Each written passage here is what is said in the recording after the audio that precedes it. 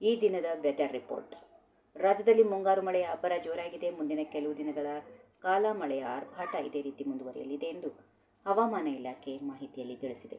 ಇಂದಿನಿಂದ 5 ದಿನಗಳವರೆಗೆ ಕೆಲವು ಕಡೆ ವರುಣನ ಅಬ್ಬರ ಮುಂದುವರಿಯಲಿದೆ. ರಾಜ್ಯದ ದಕ್ಷಿಣ ಒಳನಾಡಿನಲ್ಲಿ ಮಳೆಯ ಅಬ್ಬರ ಜೋರಾಗಿರಲಿದೆ. ಬೆಂಗಳೂರು ಸೇರಿದಂತೆ ಹಲವು ಜಿಲ್ಲೆಗಳಲ್ಲಿ ಸಾಧಾರಣ ಮಳೆಯಾಗುವ ಸಾಧ್ಯತೆಗಳು ಇವೆ.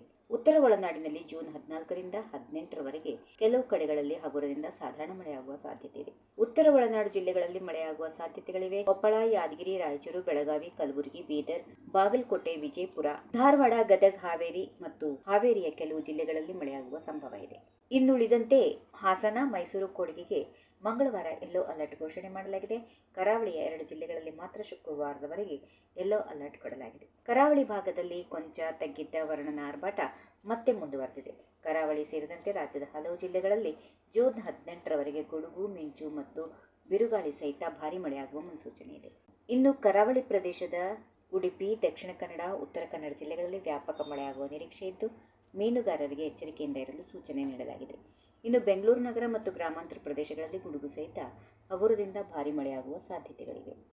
ಈ ವಿಡಿಯೋ ನಿಮಗೆ ಇಷ್ಟವಾದಲ್ಲಿ ಲೈಕ್ ಮಾಡಿ, ಶೇರ್ ಮಾಡಿ, ಸಬ್ಸ್ಕ್ರೈಬ್ ಮಾಡಿ.